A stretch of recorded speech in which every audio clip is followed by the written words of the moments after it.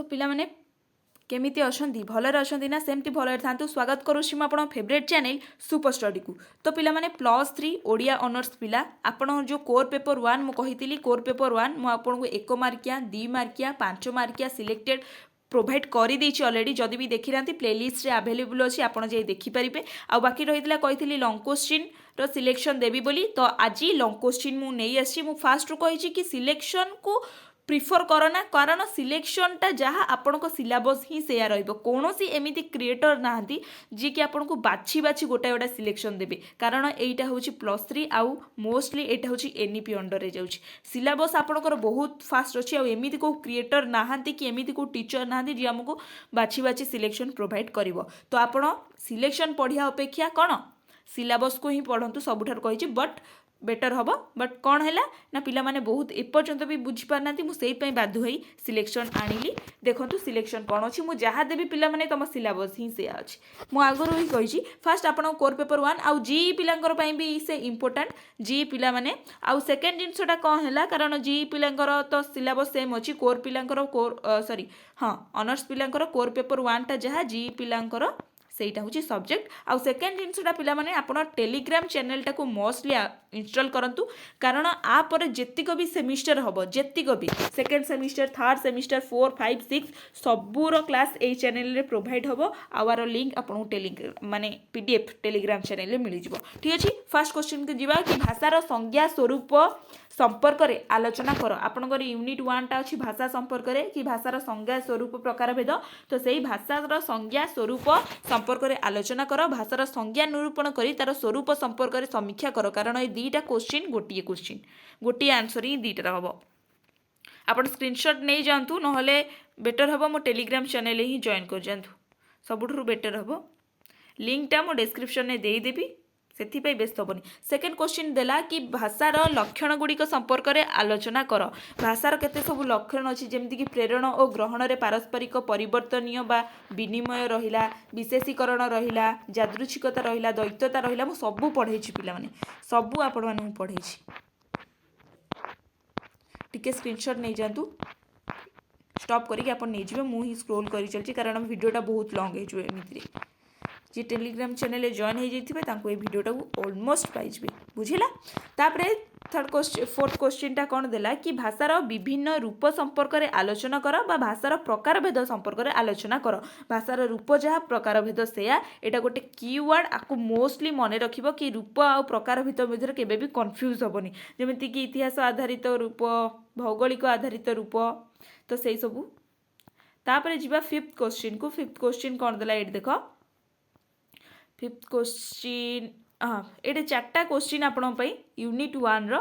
Unit जो 1 टा अच्छी पिला माने आपण से यूनिट 1 रो 4टा क्वेश्चन टोटाली मु आपन को प्रोवाइड करछि। भाषार संज्ञा स्वरूप प्रकार भेद आपण को सिलेबस रे जहाँ अच्छी मु सेटा ही प्रोवाइड करिछि विथ केवल एतिकी जिनसटा कि मु आपन को आंसर दे देछि बट मु आपन को फास्ट रो ही कोन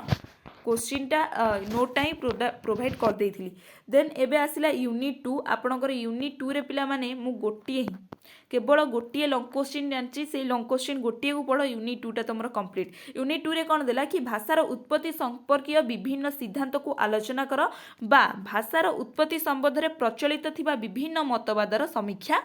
कर। ए दीटा क्वेश्चन गोटाई आम जो दैव उत्पत्ति सिद्धांत हो गला तापर संकेत सिद्धांत ध्वनियात्मक सिद्धांत ध्वनिमूलक सिद्धांत जो कहबा से सिद्धांत संगीत सिद्धांत रहीगला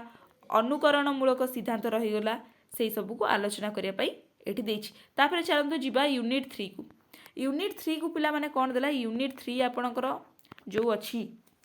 आपणकर सिलेबस रे अच्छी पृथ्वीर भाषा परिवार एटा टिके आपण पई टॉप रहिबो। कौन पई टॉप रहिबो ना एटा जो रहिला पिला माने यूनिट 3 रे बहुत जिनस अच्छी पृथ्वीर केते इंडो आर्य परिवार रहुची सबू परिवार को देखिया को पड़िबो ना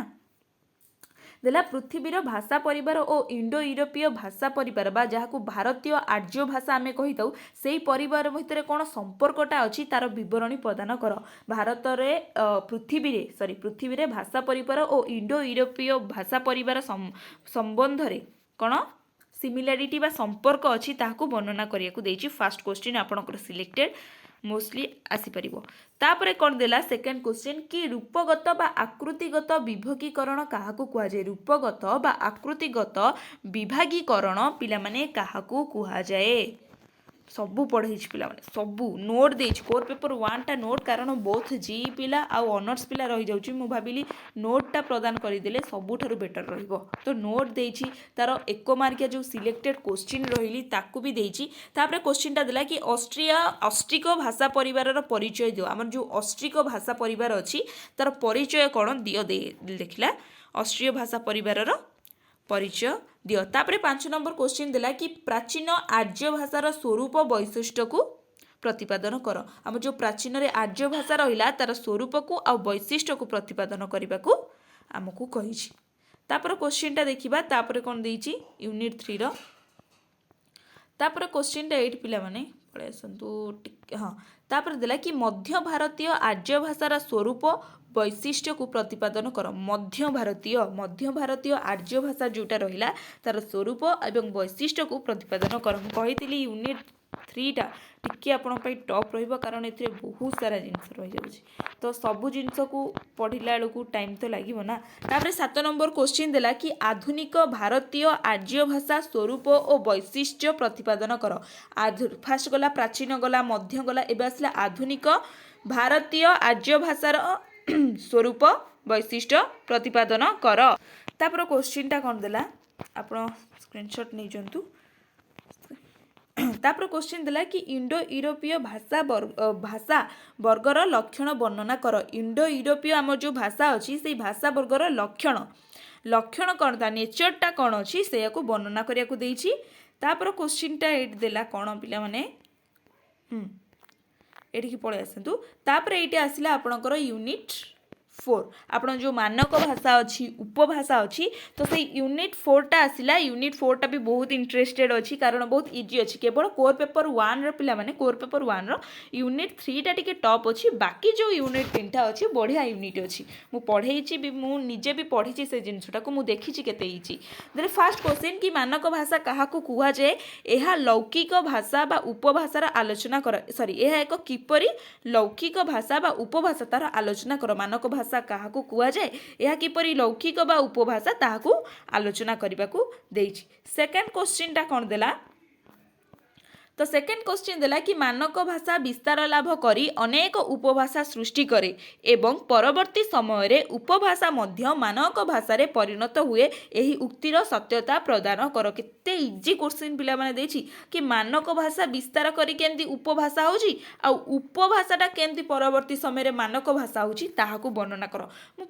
पढ़ेइनी आपन को कहिले आपन लिखि परिबेनी क्वेश्चन बुलेई बंकेई दो किछि टेंशन नै आपन एठी गोटे जिंस लिखि देखिबे कि मानक भाषा उपभाषा होची उपभाषा मानक भाषा होची डिफरेंसटा देखिदेबे कि मानक भाषा काहाको कुहा जाय उपभाषा काहाको कुहा जाय मानक भाषा केमिति विस्तारित होइथिला उपभाषा केमिति विस्तारित होची आ उपभाषा केमिति मानक भाषार रूप नउची मु सबु पढेइछि पिला माने सबु पढेइछि जदि न पढेइथांती ताले कदापि ये जिनसटा को मु कहि नथांती कि मु पढेइछि बोली जो माने मो क्लास करिछथि से माने जानिछथि तापर आसिला उपभाषार संज्ञा प्रदान कर सॉरी हाँ उपभाषार संज्ञा प्रदान पूर्वक ओडिया उपभाषा मानकर परिचय सपक्ष रे आलोचना कर उपभाषार संज्ञा प्रदान करिवो ता माने संज्ञा प्रदान करि साला परे उपभाषा मानकर परिचय को देबो ओडिया रे जेतिक उपभाषा अछि ताहार परिचय देबो फास्ट जिंस उपभाषा कोन सेटा को क्लैरिफाई करिवो उपभाषार एग्जांपल देबो बा उपभाषा कोन तापरे उपभाषा जो रहिला से जो उपभाषा ओडिशा रे जो उपभाषा रहिला से उपभाषार तमे परिचय देबो सेकेंड जिंस ओडिशाटा को देखिबो ओडिशा रे जो उपभाषा रहिला तार परिचय तमे दबो तापर क्वेश्चन टा कोन रहिला तापर क्वेश्चन को आमे जिबा एट सब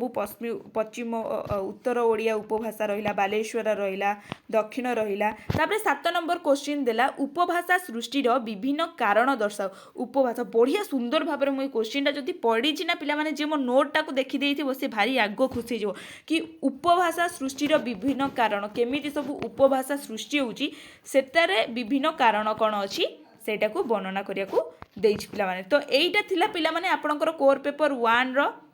सिलेक्टेड क्वेश्चन आउ जो रोचे पिला माने 500 आपण बहुत पिलांकर डाउट रोचे कि 500 वर्ड आमे केमिति जानबू केमिति से जिनसटा को गोली मार कि 500 वर्ड रे कोन आछि गोटे जिनस आपण खाली ध्यान देबे कि लॉन्ग क्वेश्चन 8 मार्किया पढ़ी माने मु 3 पेज हार्डली कंप्लीट करी 3 पेज अधाऊ जदि 4 पेज भी कंप्लीट करदेली मोस्ट तो तार रूल अच्छी 4 पेज कंप्लीट करदेले सेटा को धरा जाए कि 500 मार्क हो जाए सॉरी 500 वर्ड हो जाए बोली बट लॉन्ग क्वेश्चन ने आप ध्यान देवे कि मु केमिति 3 पेज को कंप्लीट करी 3 पेज को कंप्लीट करी जो 4 पेजटा रहिबो तार अधा जाए तो एटलिस्ट मु जीबी सेति करदेले आपण मानकु सैटिस्फाइड मार्क मिल जिवो बुझेला पिला माने आउ जी पिला मानक पई एई सिलेबस एई लॉन्ग क्वेश्चन आर जो पीडीएफ टा रहिला मो टेलीग्राम चैनल अपलोड हे जिवो आपण जे सेउडु देखितेबे रहिली नमस्कार जय जगन्नाथ।